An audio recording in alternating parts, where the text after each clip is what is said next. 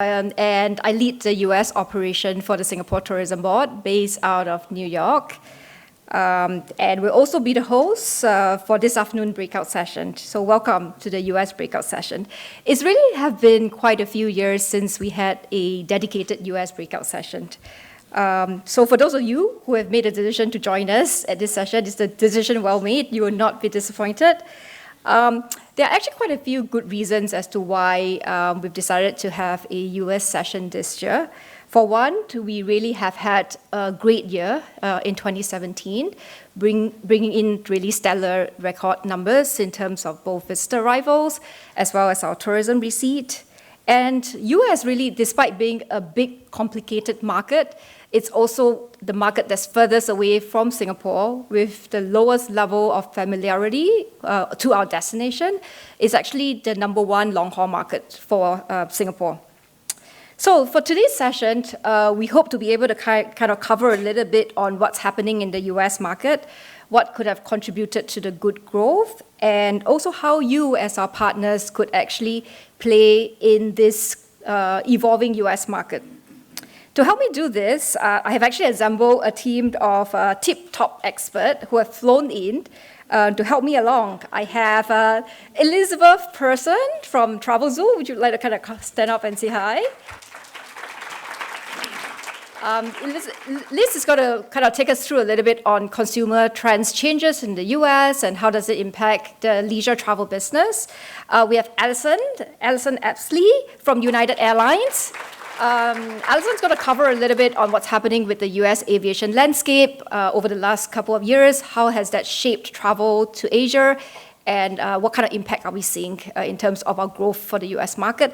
And last but definitely not least, is Laurie Chofi. And I was trying to get her last name right. So Laurie is going to kind of talk a little bit on the MICE market. Laurie's with North Star Meetings Group, which I'm sure is no stranger to many of you, covering a whole spectrum of meetings publication from meetings and incentives, successful meeting, and incentive. She'll tell you a little bit more about that. So Laurie's going to cover a little bit on what's happening with the US MICE market, continuing from the conversation that you had from the MICE breakout this morning with Jeannie. So I also have with me two members of my team here. Ines is one of my area director. And I have Chris as well, my incoming area director. She's actually going to be posted in a month's time, coming up to the US, replacing Michelle, whom some of you may know, who's coming home. So most of us are based out of New York. New York is our headquarters for the US operation. We also have 3 people that's based out of the West Coast in San Francisco, LA, as well as Vancouver. We have actually quite a lot to cover today, so I'm going to try to keep the pace going. We'll start off with 4 short presentations by each one of our panelists who have kindly prepared some insights and trends to share with you. And then we would then go into a panel discussion with the panelists as well. So to get us started, I'll ask Ines to kind of take us through a couple of slides that kind of recap the market performance for US, as well as some of the key work plans that we've done in the market. Okay, hi everyone. Thanks, Kershing. All right, so last year was really a fantastic year for us in the US. So after being on an upward trend since about 2010, we really hit record high tourism figures last year in 2017. In terms of visitor arrivals, you'll see that we hit 565,000. This is a record high. We've never hit these numbers before for the US. And for a lot of you who know us, you would know that the US is traditionally a BTMI source market. But over the last couple of years, with more outbound travel from the US, as well as more efforts from our team as well in culling the leisure market, we are really seeing a reverse where leisure now makes up 70% of our visitor arrivals from the US. In terms of visitor arrivals, this has resulted in a 9% jump, and it comes with a 4% increase in tourism receipts as well. So all around, we're really seeing great performance, very good for a long-haul market. So what has resulted in this performance? Greater connectivity certainly plays a part. We've seen a slew of non-stop flight launches since 2016, which is very rare, again, for a long-haul market. And of course, this started off with United, kicking it off from SFO in 2016. And we're looking forward to Singapore Airlines reintroducing their LA and New York flights by the end of this year. Beyond direct routing to Singapore, we're also seeing increased airlift not just to Singapore, but to Asia. And this is thanks to a lot of the Asian and Middle Eastern carriers. What this has brought is very competitive airfare to the point that it is almost on par with domestic US travel. So while Singapore used to be a bucket list destination, it's now not so rare to find a $700 ticket, meaning that flying to Singapore or to Asia is sometimes even cheaper than flying from New York to LA. So speaking of LA, the state of California has always been a key source market for us. It continues to be the largest contributor in terms of US states. And in 2017, California registered the highest growth of 14%. What's interesting here is that it's the growing importance of millennials. So millennials are now the largest living generation in the US, and now they make up the largest segment of the US workforce. They also tend to focus more on experiential experiences and less on material consumption. So this is also reflected in the demographic of our top West Coast cities, where early careers now make up 27% of our arrivals, up from 23% just 5 years ago. So this means that for the first time, early careers has risen to be on par with the active silver segment from the US. And the good news is that this performance looks set to continue because US outbound travel looks healthy and the US economy looks bullish. Unemployment is at a 17-year low. So there are plenty more to say about the insights, but I'm going to leave it to our experts later during the panel to talk a little bit more on that. Okay, but our breakout title is on trends, and I know this is why you're here. So we've just put up a couple that we want to cover off. First off, car and home ownership are down steadily since the early 2000s. Millennials are happier when money is spent on living rather than on having. So we're also seeing that it's not just the millennials. The millennials are actually proving to be a cultural trailblazer of sorts for both the older and younger generations. So consumers are broadly catching on to the notion that experiences make you happier and hence are more valuable than actually buying fancy things. So Americans we're really starting to see that they're prioritizing their income for personal, intrinsic fulfillment rather than the big ticket items. Which brings us to trend number 2, which is that if it's all about fulfillment and personal fulfillment, then what is the ultimate meaning that they seek? So the focus on health isn't entirely new, but in the last couple of years, we've really seen it hit home a little bit more. Daily consumption of sugary drinks has gone down 60% in the last 15 years. So Coca-Cola has responded to that by reducing the amount of sugar in their drinks. They've reduced the bottle size. They have gone on a massive acquisition where they've bought up coconut water company Zico. They've bought up Honest Tea. So, and these are really just a few of the brands that Coke has gone into. There's also a national pivot away from soda, such that they are going a lot more into sparkling water. And the sparkling water industry has really risen. It's hit $1.8 billion last year, with a 75% sales forecasted going into 2020. So this combination of wellness and personal values is evident in many other industries in the US as well. Blue Apron, for example, satisfies the desire for both fresh food and convenience. For those of you that are not familiar with Blue Apron, it's a food subscription service that delivers a meal kit with the exact proportion of ingredients that you need, together with artisan recipes that are easy to follow. So this means that you are able to be your personal chef, your own personal chef.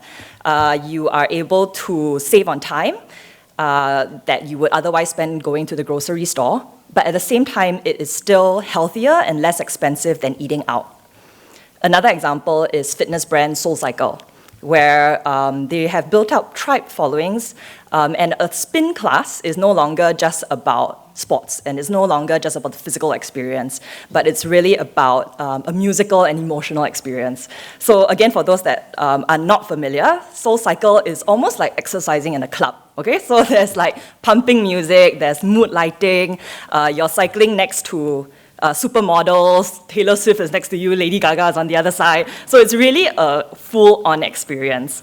And really, it's all about, what they have put forth is that it's no longer just about changing your body, but it's about changing your lifestyle. And they see exercise as a way of getting personal fulfillment. So, these are really just some examples. Others include Goop, which is Gwyneth Paltrow's lifestyle brand. You have Honest Beauty, which is Jessica Alba's brand. You have many, many others which have really gained cult followings in the US. And so these examples really just show that consumers are increasingly putting their money where their mouths and personal values are, and in turn, this guides businesses in the US. Okay, so the third trend that we're seeing is in the realm of business travel. And this follows the same theme of millennials, as well as the increase in tech companies. We're seeing that because of these, business travel is being redefined. So the workforce has been given more autonomy in managing their travel budgets. Companies are more amicable to staff combining business with leisure, and they've hence adapted their travel policies as well, where they become more flexible. They encourage personal as well as professional growth. And this is through networking, or it's through allowing their staff to extend their business trip for an additional day. These are no longer considered taboo, and you no longer have to be seen as working yourself to death, because it's really about, again, personal fulfillment. And going even further, there are actually companies that extend flexibility for staff to work virtually.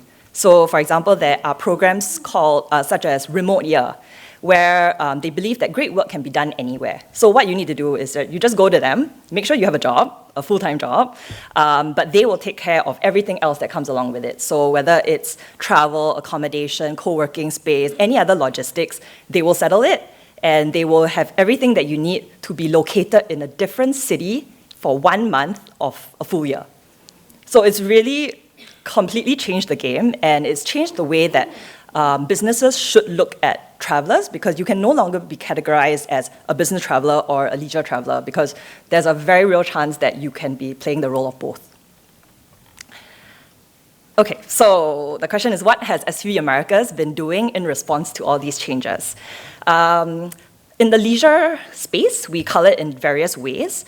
Our priority cities are New York, Los Angeles, San Francisco, Houston, and Chicago. In terms of consumer segments, we focus mainly on the millennials as well as the active silvers.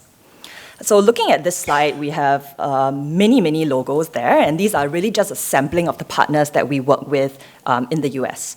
On the product development side, we work with our partners to ensure that the Singapore product is up to date. We ensure that people are in Singapore for at least 3 nights.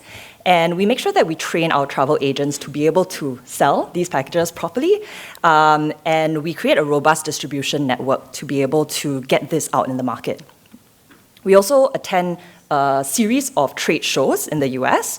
So for examples would be the Virtuoso Travel Week, the US Tour Operator Association annual conference. And on this aspect, we encourage partners like yourselves to join us for those meetings as well. So our leisure work is then complemented, or it's supplemented by our year-long air cover, which generates destination awareness via PR and social media and digital efforts. But really, in such a huge and crowded media market like the US, we really need to do more to ensure that we are top of mind. So one thing that we've done in the last couple of years that we found to be really efficient is to work with well-known US brands. Brands that are already loved and well-recognized, and we kind of leverage them to pique the interest amongst our target audience about Destination Singapore. So rather than me kind of talking through everything, I'm going to show you an example of a brand partnership that we did with Lyft, which is one of the fastest growing on-demand transportation services in the US. Okay, so that was something that we did together with Singapore Airlines in support of their non-stop flight launch out of San Francisco 2 years ago. And it's really in light, again, of the changing demographic and psychographic changes, where especially on the West Coast, with a lot of the millennials who are seeking experiences, we really decided to kind of stage this very spontaneous activation to get Singapore into their consciousness. So I think in this morning's session, of course, a lot of you are familiar with the Passion Made Possible brand. And last year, with the launch of it, we partnered with, we leveraged the subscription box trend in the US. And we partnered with one of the largest consumer subscription box services, FabFitFun, to target their US early and established career base. So what we did was that we served out a specially curated lifestyle box, which comprised a variety of Singapore brands, designers, products that really showcased and told the story of Singapore through the products and the creatives. So this year, in terms of our brand partnerships, we are thinking Hollywood. I'm not sure how many of you in the audience are familiar with the New York Times best-selling novel, Crazy Rich Asians. So Crazy Rich Asians is written by a Singaporean, Kevin Kwan, and the book and the upcoming film is based in Singapore. So it'll be released as a Hollywood film this August, and it's touted to be the next Joy Luck Club, or the Gossip Girl of our generation, because it is an all-Asian cast and really kind of covering those values which are very familiar to all of us in this room.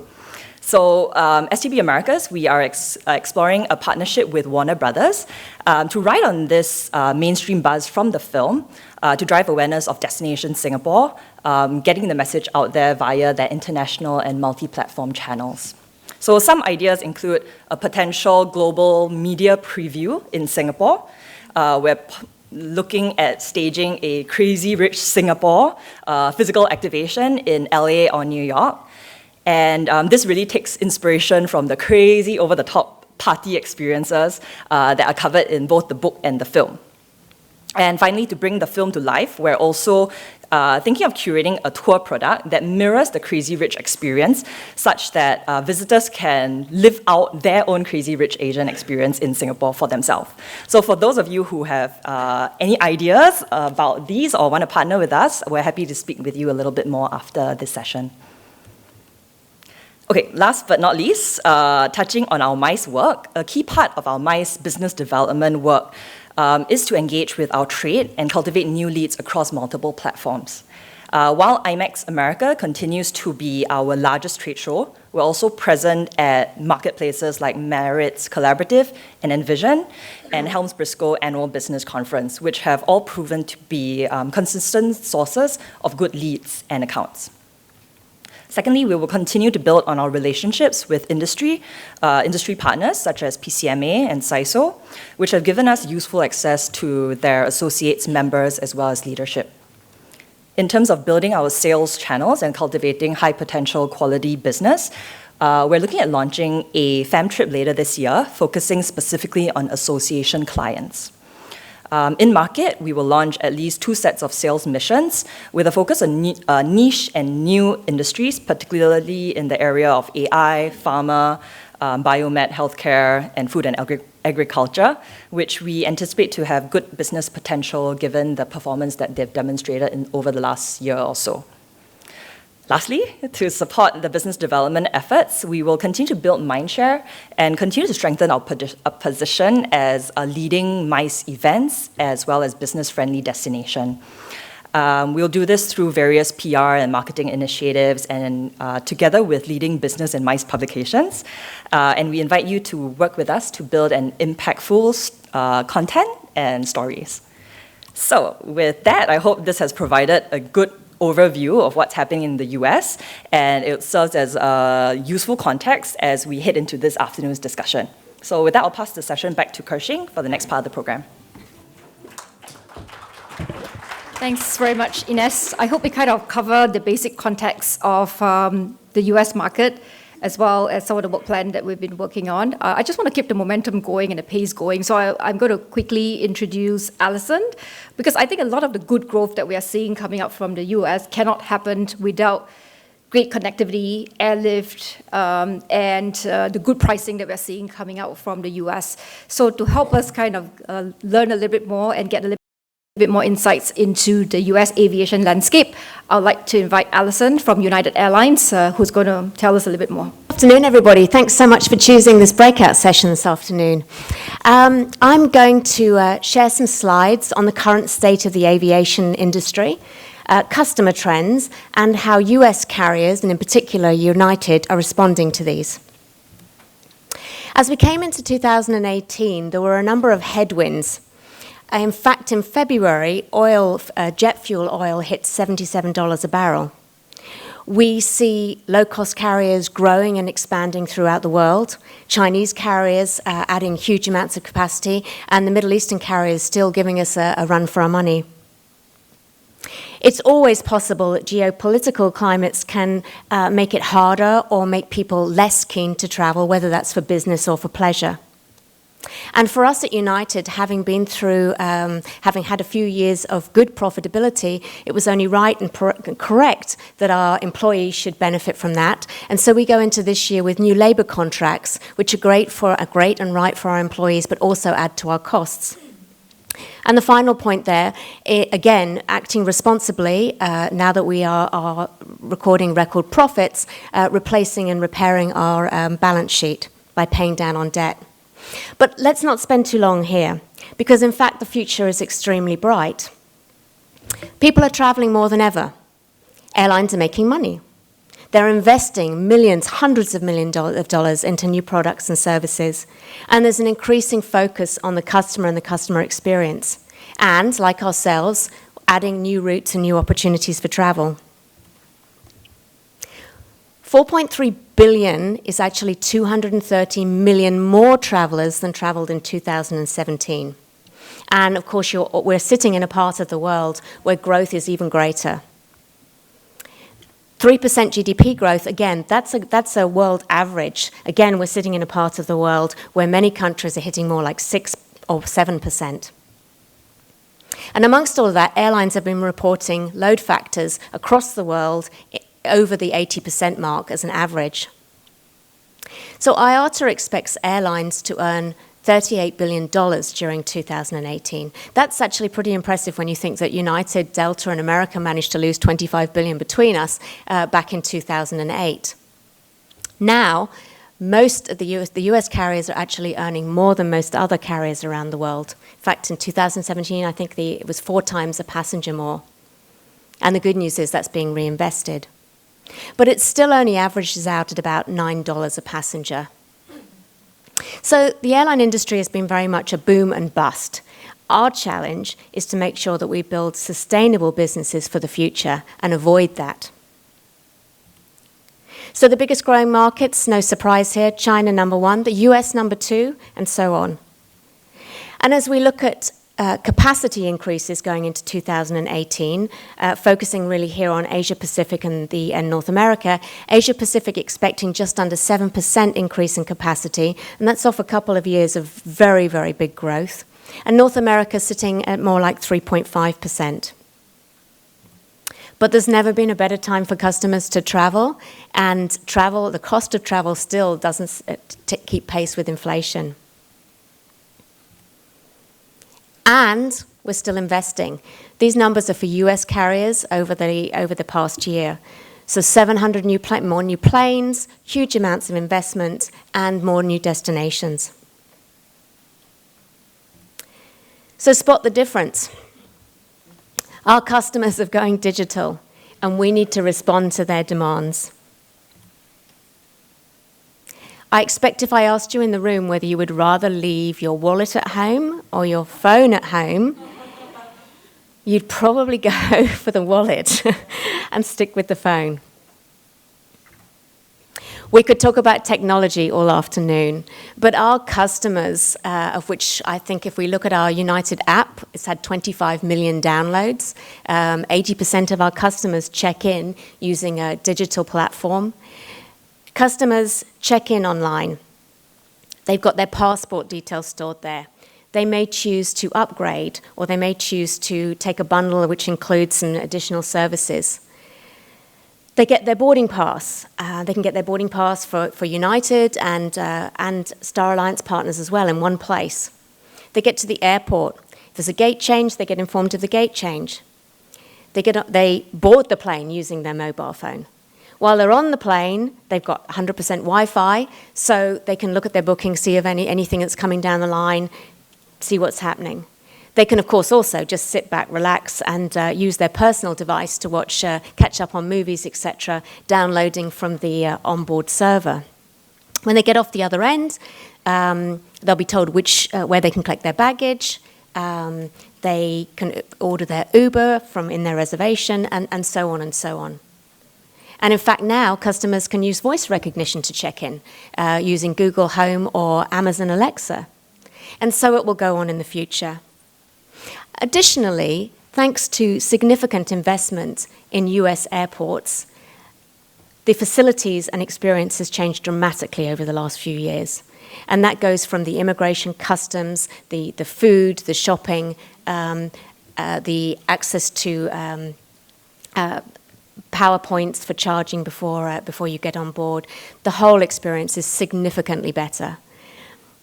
And most recently was the announcement that there's going to be expansion at Chicago Airport, which is our hometown airport, $8 billion worth of expansion plans.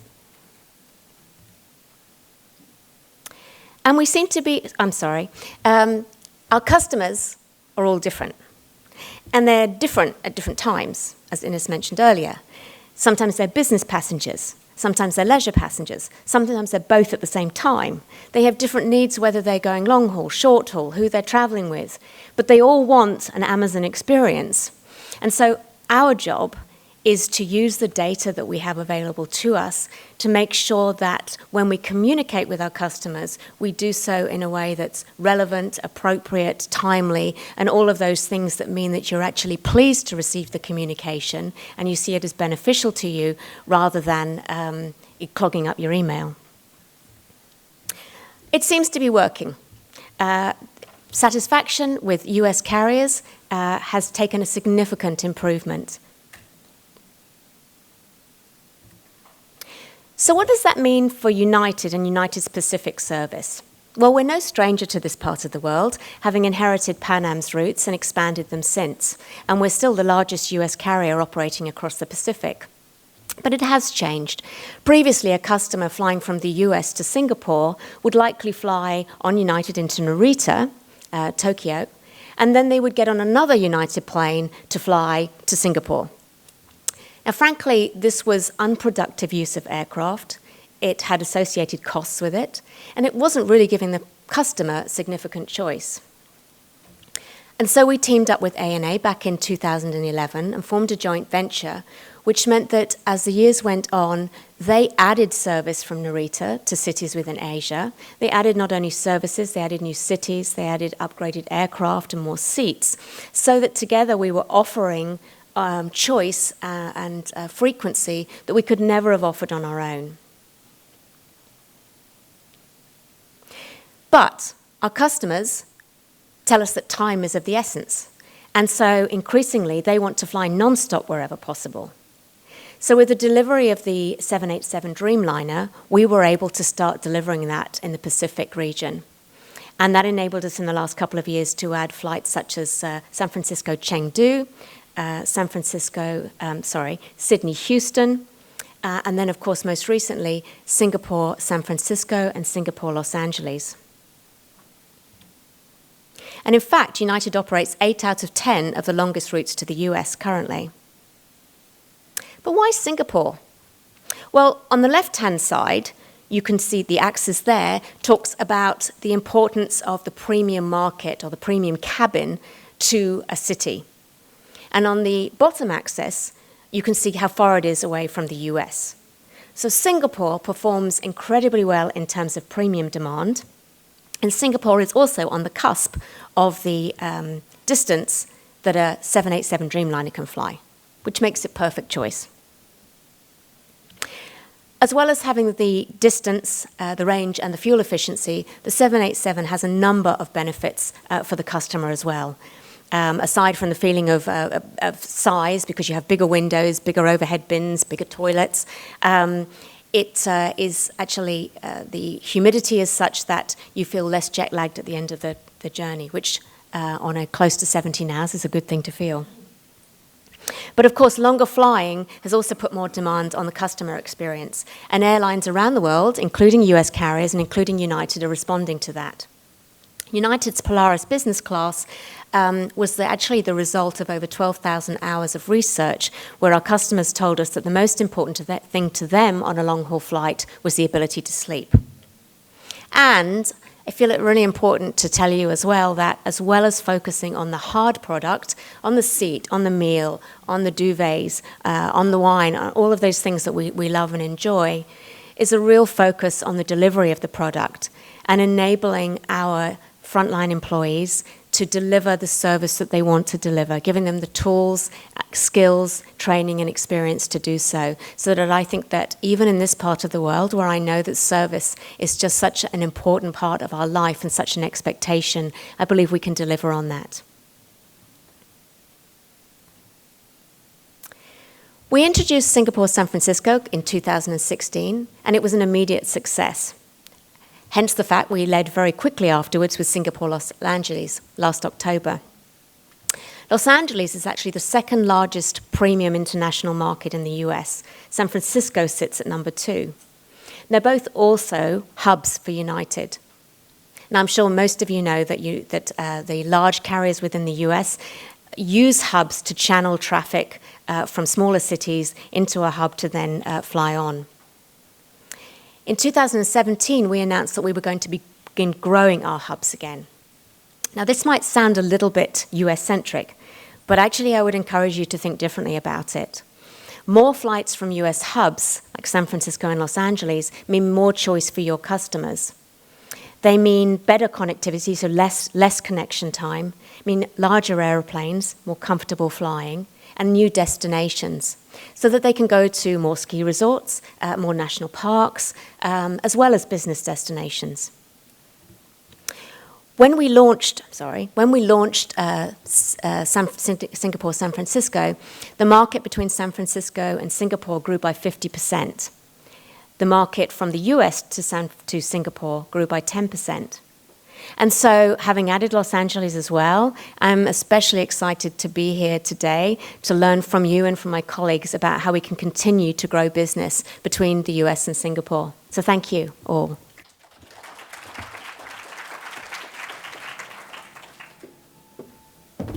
Thank you so much, Alison. I had actually forgotten to introduce Alison when I was introducing the presentation. Alison is the Managing Director for United Airlines for Japan and the Pacifics, really in charge of this part of the world. So thank you very much, Alison, for that insightful presentation on the United strategy and how the growth momentum has been for us.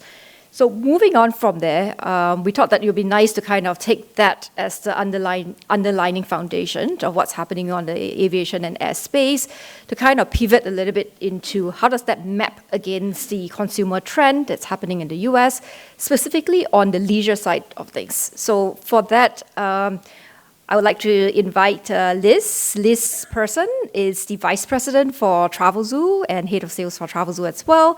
Liz is going to take us through some of the consumer trends.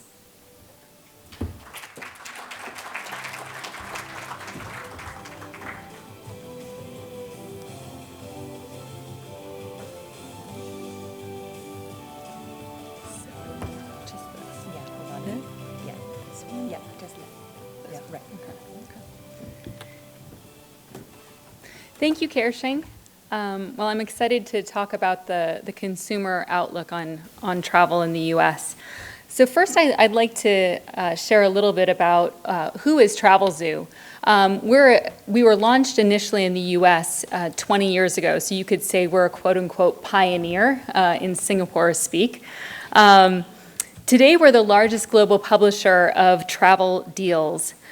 We offer access to 100 million leisure travel enthusiasts who are looking to be inspired. So what does that mean? It means that we function a little bit differently than, let's say, a consumer coming to an Expedia or to a kayak.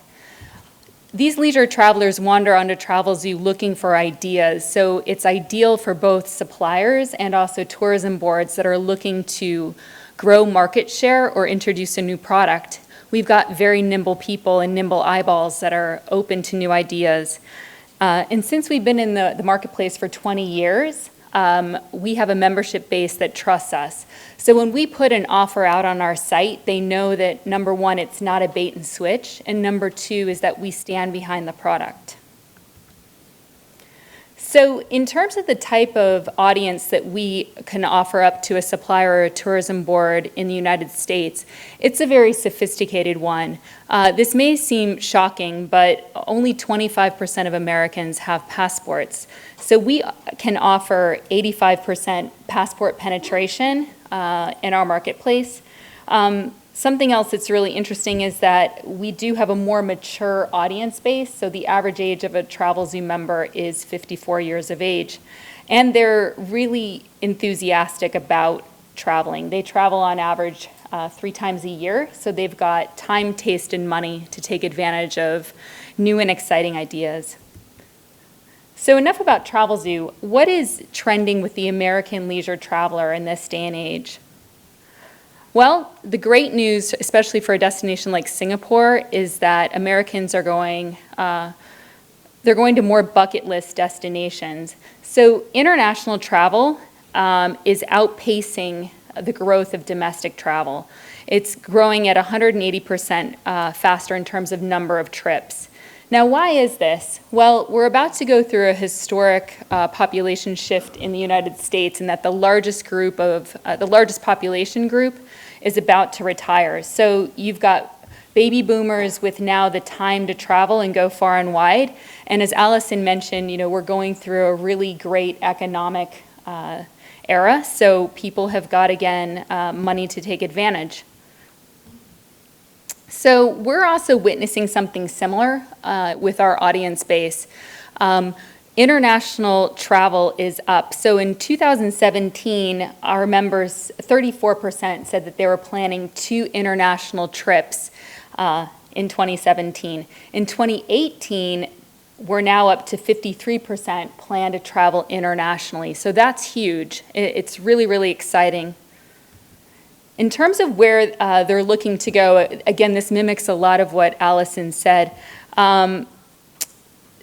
You've got some competitive price shifts going on in long-haul destinations. So Australia, for instance, this is now the number 4 most in-demand destination internationally for our members. And this is just due to the fact that prices are down, that you've got more capacity and lift going into the destination, which we've seen an average decrease in package cost of 33%. We also looked back last year, and our most clicked deals, so again, TravelZoo does not take any bookings. The only metric that we have in terms of, let's say, extrapolating response is on clicks that we drive over to a supplier. So the most clicked offer in 2017 was for a Rome package, which was incredible. It outpaced Vegas, it outpaced Orlando, outpaced New York in terms of response. So what's really exciting here is that 62% of TravelZoo members, they've raised their hand for a bucket list destination in 2018. And this just goes back to there's really competitive pricing out in the market. There's increased air capacity. And thankfully, we're in great economic times. And the mood has been pretty stable from a geopolitical standpoint. So now on to our, seems to be the topic du jour, millennials. What's trending with millennials? What are they looking for and raising their hands for? So what's really interesting is that younger travelers are no longer just interested in, let's say, beaches and pina coladas. They're more interested in unique experiences, whether it's gastronomical tours, microbreweries, and also culture. So these are, it goes back to, again, your passion points in terms of Singapore as a destination. The great news is that this aligns with what millennials are asking for, is culture and also unique activities. So in terms of how are suppliers transforming product in light of the changing landscape with tastes, we've noticed, I think I jumped, I'm sorry. Oh, here we go. In terms of how are they transforming the product, we've noticed that there's an increase in providing product for the solo traveler. So no longer are people that are traveling on their own being penalized with a quote-unquote single supplement. So that's one innovation in product. The second, but this has been brewing for a long time, is just enhancing the authentic experiences. So how can you market beyond just air and hotel experiences? So we've seen several of our partners, whether it's Cox and Kings or Gate One or Discovery Tours, coming up with unique curated in-destination experiences that they're offering to our members and travelers in the United States. Lastly, international long-haul travel is becoming more accessible with the increased pressure from low-cost carriers. So you may not be booking in the United States a low-cost carrier directly, but if you're booking through, say, a packager, there's a lot of relationships that are being set up between the tour operators and these low-cost carriers that will translate to a more economical package for long-haul destinations. So in terms of how suppliers are evolving with providing a more tailored experience, we can also look at what has happened, the analogy between coffee and travel. So we'll talk a little bit about Kopi. So back in, in 2000, let's say a traveler would go online and just purchase travel looking at commodities. So the Expedia model, flights, hotel. So that was just a very basic purchasing decision. Then we went to what was known as the experiential economy, where people wanted a premium experience. So enter Starbucks into the equation. Or in the United States, one of our big tour operators is Globus. So Globus was offering really unique escorted tour options. But now everybody's becoming a little bit more, I guess the term is high maintenance. They want their own type of experience. So what a millennial will want is different than what I want, which is different than, say, my parents. So there's a new product that Globus actually created. It's called Monograms. And this is really innovative. So what Globus has done with the Monograms brand is they're allowing the traveler to, say, go to Italy, and instead of having to sign up for an escorted program where you're one of 20 going around, let's say, the Colosseum, you can land in Rome and you can have the experience where you can have an on-demand travel concierge that will, let's say, help you with a restaurant reservation or advise you what is the quickest way to get from point A to point B, or just to give you some inside tips. So this is more of the custom economy taking place. So how are travelers coming into contact with ideas, or how are travel suppliers marketing these ideas? Well, there's been a huge trend as of late in terms of privacy, and consumers are very concerned about data caching. There is even talk about limiting the length of the cookie now with Google Chrome. So with that landscape, it's very important for marketers to say, look for meaningful ways to reach out to the consumer. So one of the things that we've seen trending is the stories platform. So people like to read stories. They don't take it as a marketing ploy. So we actually did a story piece with Monograms. They were having a really difficult time trying to explain what this product was and considered TV. They considered print articles, and we ended up promoting it through just a native content piece. And what was really interesting is that they were able to engage with over 5 million travel enthusiasts. And the people that they did engage with spent about 5 minutes reading about the Monogram's experience and also looked at a video that we had produced for them. So it's a really successful way, and it dovetails nicely with how Singapore is taking their passion points to market. So the other avenue that's quite popular, it's in the same vein as storytelling, is this travel influencer. How do you take a video now online and invite somebody to come to your destination through a visual image? So we work a lot with Azores Tourism. Azores is an archipelago off the coast of Portugal, and they really were in a pickle in the sense that people weren't coming to the destination outside of key summer months. So we began working with them to help stimulate tourism in the off-season. And here is an example of one of the marketing pieces we curated for them. So imagine this video alongside a travel offer. So it's good to have an activation point alongside something as beautiful and inspiring as that.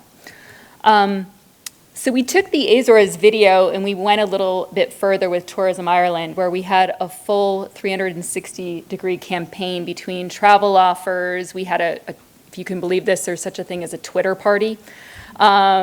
We had a Facebook Live event, and we centered it all around the St. Patrick's Day Parade. And so here's an example of some of the things we did and also the results.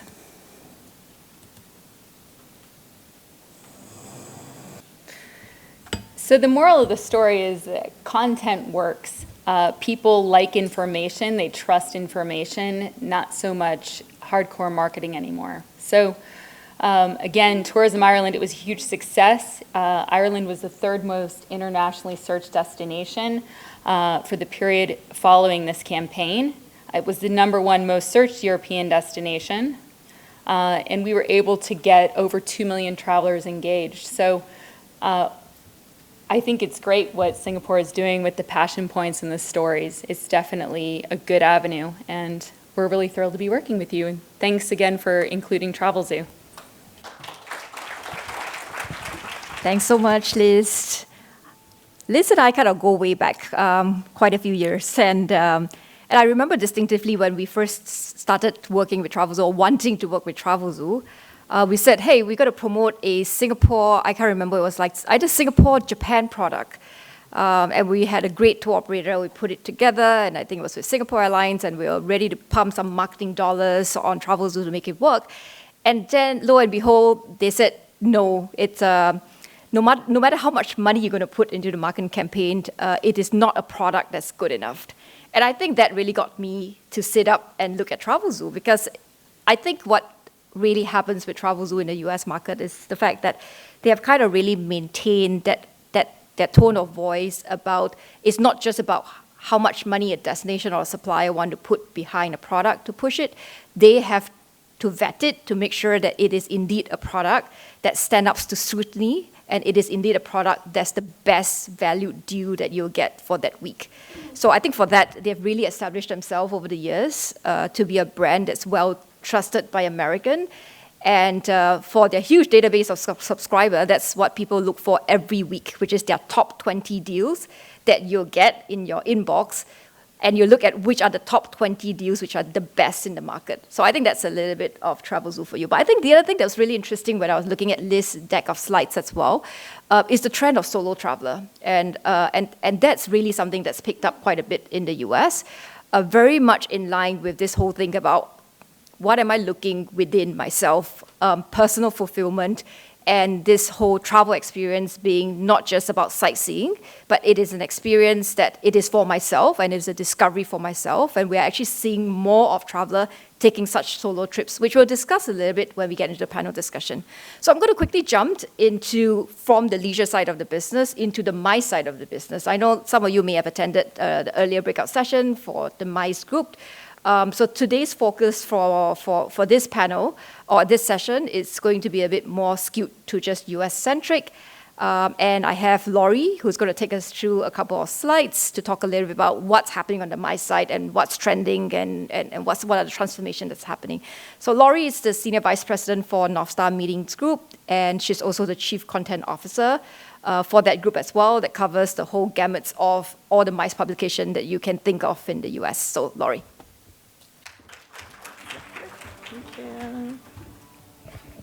Hello, everybody. I'm so thrilled to be able to be in Singapore today to join you. Singapore has been a great, great partner of North Star over the years, so I'm just thrilled. Here today, I'm going to talk a little bit about what's happening in the U.S. MICE market, and there is plenty going on. As you know, I'm the Senior VP of Content for North Star. I'm based in New York. And just to give you a little context about North Star, if you're not familiar with them, we're an information, content, software, event, data, and research company covering all segments of the travel industry and including the meetings and incentives and sports events markets. We also cover leisure travel with Travel Weekly. That might be a brand that you're familiar with. Here you can see our meetings-related brands. I'm sure many of you here are familiar with M&C Asia, which is based here in Singapore. These are the rest of our brands. And so now to get to what's happening in the U.S. market. This slide really illustrates how strong the MICE industry is in the U.S. right now. And these figures are from a very recent survey that was done by Oxford Analytica for the Meetings Mean Business Coalition and other event industry partners in the U.S. And they are saying, which looked at the year 2016 for this study, that the U.S. meetings business now represents $325 billion worth of direct spend. When you factor in indirect spend with that, the figure jumps to well north of $800 billion. So you will also see from the study that meetings are growing, not so much by number, but by size. More attendees are attending. And next up is a look at what is fueling some of this impressive growth in the industry outside of the health of the economy. I was speaking with Kershing last night, and she was asking me about the future of the MICE market in the United States. And it's my feeling, very much so, that our industry is very much tied to the economy at any time. I always say we're the canary in the coal mine. You can tell what's going to happen by how the MICE market is doing. And obviously we're doing really well right now because generally the world economies are in pretty good shape, and I think they will be for a while. But I've been in this industry long enough to say that it's not if, it's when. And as one of the speakers earlier said, whether it was SARS years ago or the big economic downturn of 2008, 2009, something will always come along, and we've got to be prepared. But right now, while we're enjoying all of this growth, we're looking at what's fueling that growth and what planners are being asked to do. And here you will see some of the trends that are foremost in the industry, and this is all people are talking about back home. Wellness travel in very high demand, and that means different things to different people. For some people, it means being able to enjoy a spa experience. For other people, it means being able to eat healthy food when they travel or to take a cooking class when they travel. It could be learning yoga, different things to different people, but they want some sort of wellness in their program. They're also looking for bespoke transportation options. So when they're being transferred from, say, their hotel to a special event venue, maybe they don't just want to get on the bus, or maybe they want the bus to be decorated in a certain way. But depending on the destination, they may want to be taken in a luxury automobile, or it could be a rickshaw or a horse-drawn carriage. It depends on the destination. But something that's unusual and sets the stage for the rest of the event. They're also looking for experiential travel, which I think Liz did a good job of addressing earlier. and unique experiences, personalization of those unique experiences. So as I always say, not just going for a walk on the beach, but having a marine biologist accompany them on their walk on the beach. Event technology, very important today. I think one of the great examples is the brain dates that we're seeing in the United States.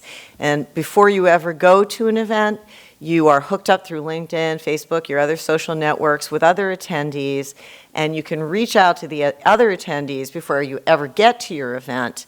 And if I'm looking for a solution, I'm looking for a creative theme idea, I can put that out there to other attendees and meet up with them. So it's really finely tuned networking. And lastly, they're looking for diversity, both cultural diversity and cognitive diversity. And what do I mean by cognitive diversity? I mean people who process things differently, people who have a different knowledge set. So it's a different kind of diversity today.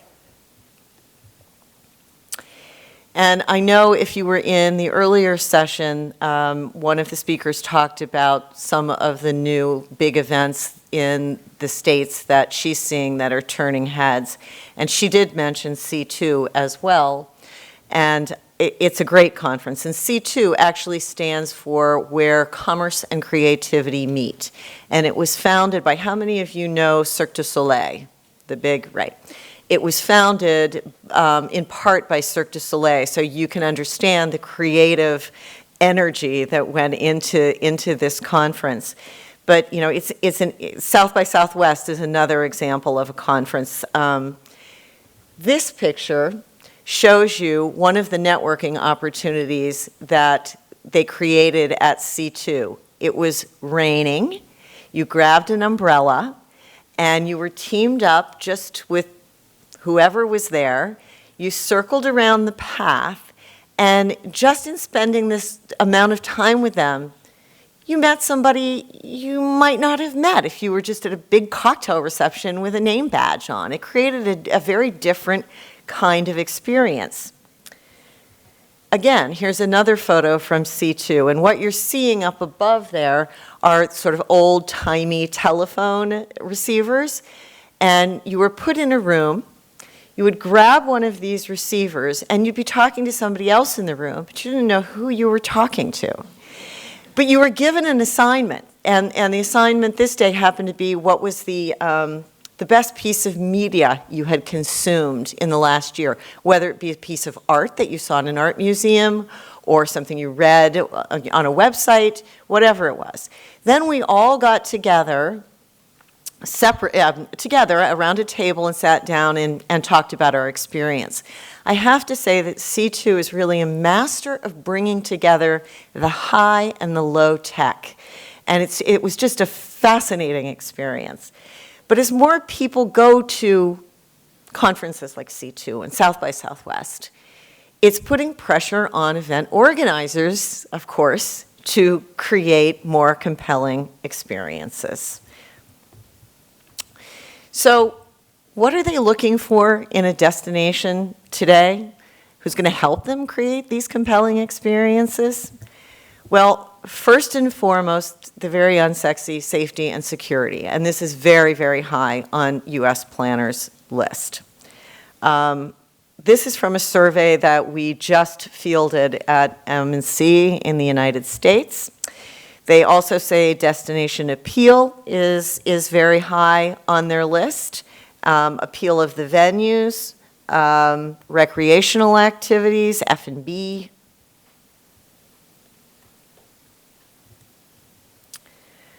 Looking at what kinds of educational formats they prefer.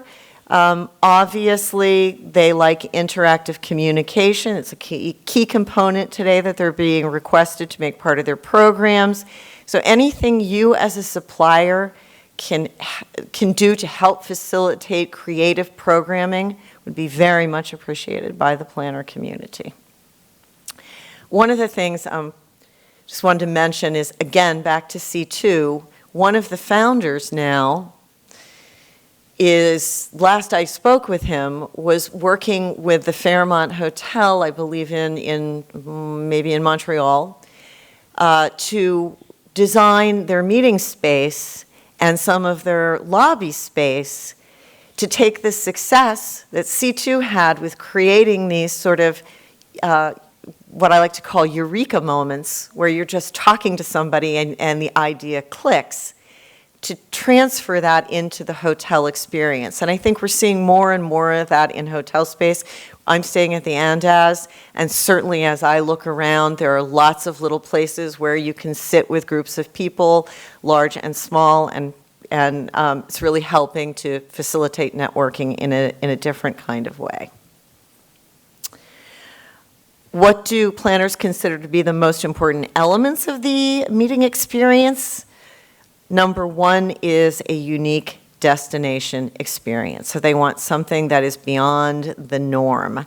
62% of planners said that was extremely or very important.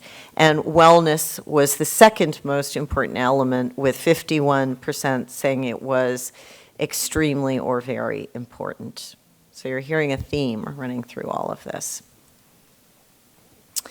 And what type of structure do planners want to see in their events? They clearly want more flexibility in their programs. They want structure, but not too much structure. They want to be able to give the meeting goer time to go out and have those unique experiences at the destination. Attendees do not want to be in that bubble anymore where, I know I would travel somewhere and I would say, well, I was there and I was only in the hotel and I never got out, so I never really experienced the city. That's not what people want anymore. And I put this slide up here. This actually came from a study that we did looking at what makes a destination competitive. So if you lose a bid or if you win a bid, these are what planners tell us make the difference. It's the appeal of the location or the city center, easy to travel to, and that doesn't necessarily mean it's a short haul flight. It means there are good connections, or better yet, direct connections.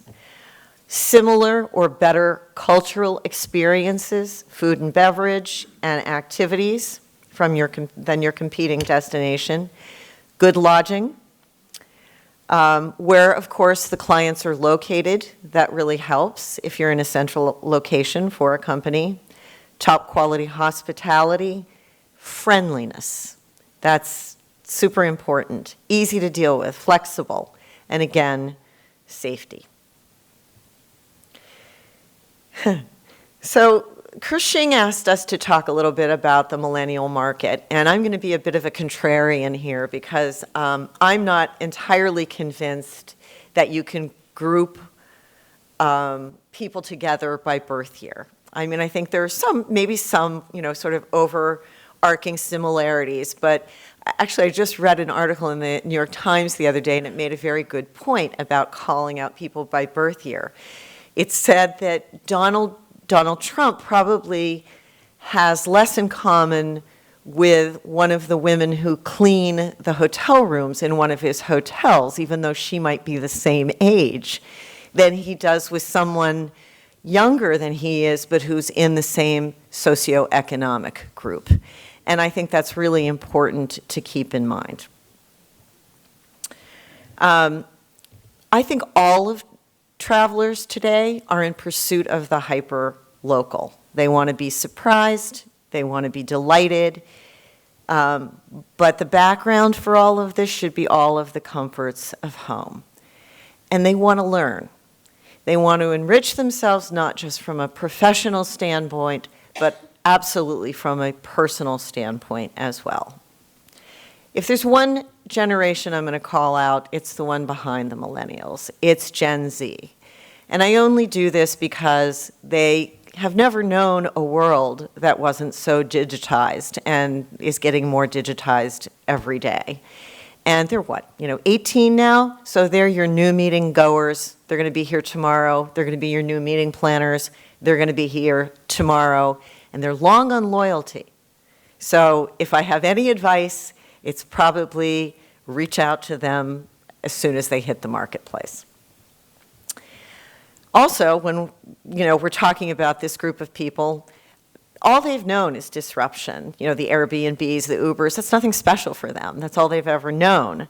And I would argue that this is only the beginning of the sharing economy. I think we're going to see it hit the meetings industry in new ways. I think there'll be sharing economy for meeting services, equipment, spaces, decor, and the technology to facilitate all of that sharing. And lastly, just my advice. Planners are so harried, they're so stressed and so short on time, and they're being asked all the time to read financial charts, to prove ROI, et cetera, all these different markers. They're not experts at this. Any way you as suppliers can help not only provide them with data, but help interpret and read that data would be extremely valuable to them. So that's what I leave you with. Thank you very much.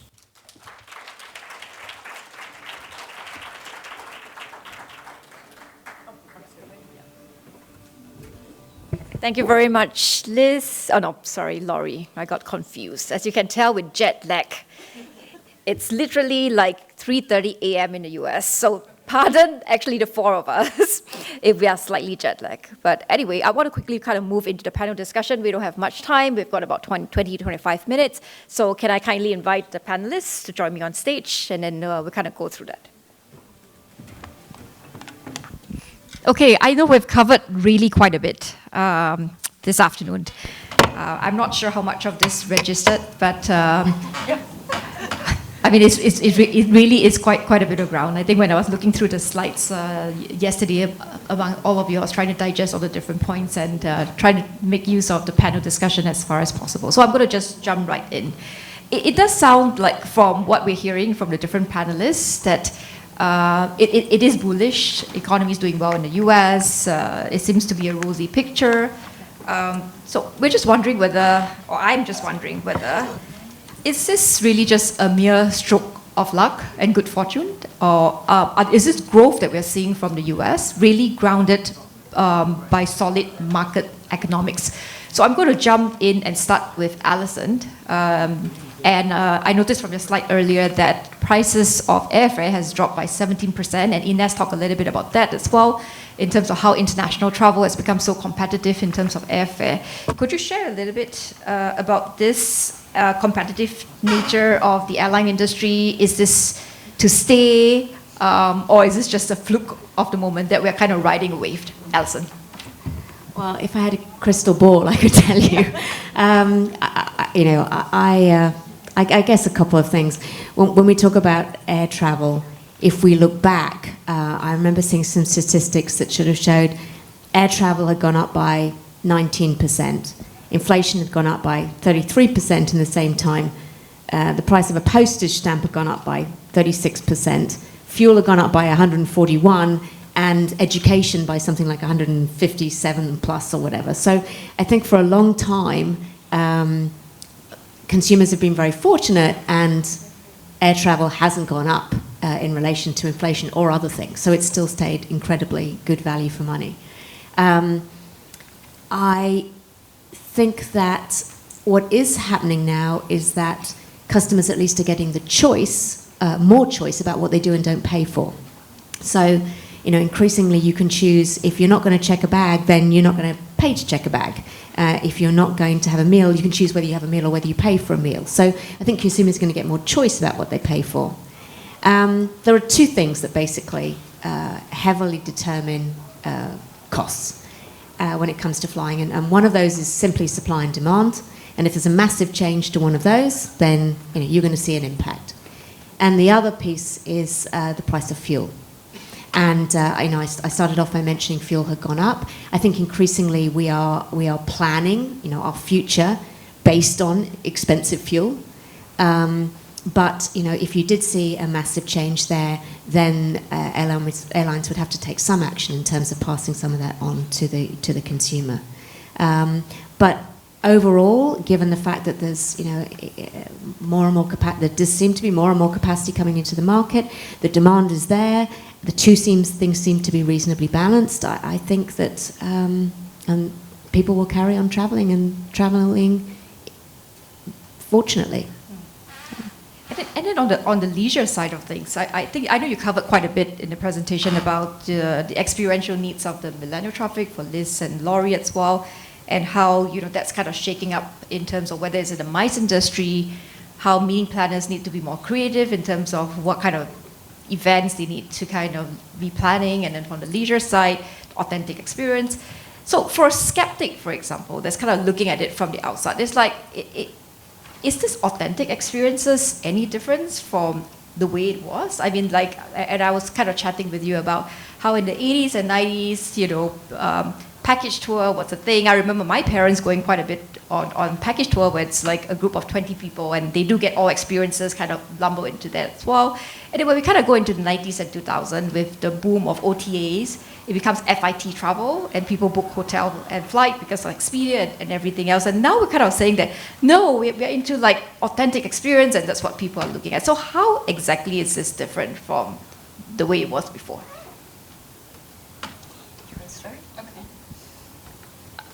I don't think this is just a trend. I think this is here to stay. And I think it has largely to do with the fact of how people access information. So back in the day when my parents were traveling or I was first traveling, the way that destinations and suppliers could go to market, it was a static one-page ad, or it was a TV spot, or the most authentic access you could have to finding out about a destination was, say, through a travel agent in person that knew about that destination, or at best, a sincere article written in the New York Times. But now everybody has access to find out about unique experiences through their friends, through what is known as travel ambassadors. And I think the most exciting thing about this is no longer is a destination like Singapore, at least in the United States, up against the marketing budget of Mexico tourism that has limitless pockets.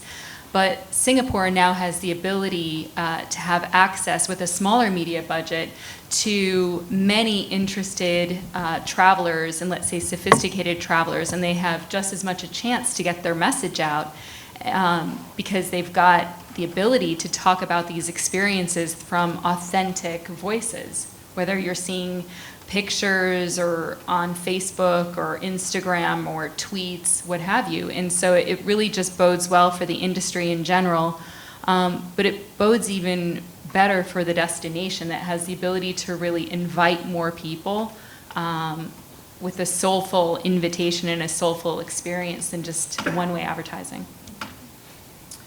And I think that the nature of those kinds of experiences that your parents have has changed. Your parents might have gone to a folkloric show, all right, an organized thing. I think today's traveler, they want to go talk to the people who built the instruments that the people are playing. And they want to be able to do it in a way that feels like I'm just sitting down, I'm having this discussion, I'm learning, not that this was put together. They want to be given the opportunity to explore.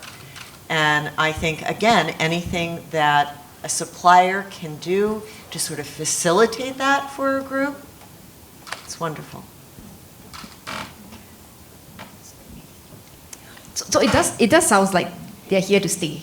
Whether is it green living, wellness, clean living, solo traveler, authentic experiences, it's not a fad. It does look like it is a trend that's to stay. And it will probably be also the new benchmark of what we all have to start thinking about, right? Maybe you can share a little bit about what your respective organization have done to kind of adapt to this new breed of consumer. Maybe we'd start with Alison. We've kind of seen, and I think Ines talked a little bit about the BT sector, a business traveler, and how the millennial is making up like the biggest of the US workforce now, and how tech is really driving a big part of the US economy. And corporate travel policy has therefore also changed. So, for example, we know that many tech companies out in Silicon Valley now allow their employees to actually manage their own annual travel budget versus in the past where you're dictated in terms of whether you stay with a chain hotel, whether you fly a certain class of travel, for example.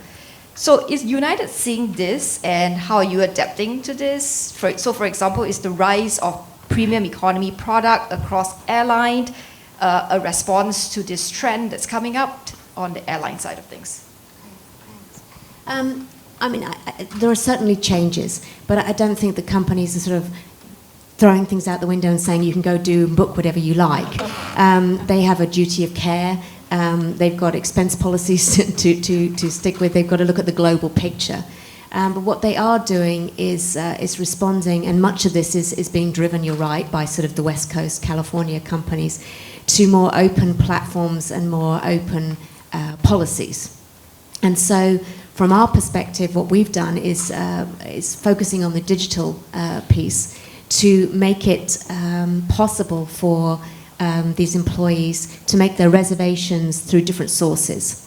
So, historically they'd have to call a travel agent. Then you have online booking tools for some pieces of travel. But now we enable them to connect through TripLink or Traxo, through some of the consumer platforms like Kayak for business, like I think it's Hipmunk or something weird name like that. Yeah, is that right? Remember, I live in Japan, and I think that's giving them the choice and the ability to book how they want to book, and then it's about backing up those services in terms of supporting them in their travel, etc. So I think, and of course there's always United.com, there's always through the GDS. So accessing what the company has negotiated on their behalf, but allowing them the freedom of how they book. And then when it comes to something like premium economy, for sure within the tech companies, many of those companies do have economy travel policies or economy travel budgets, in which case premium economy or something of that nature is going to certainly be a welcome addition to that. I think a little bit more though that, with the kind of removal of first class, the raising of the bar of business class,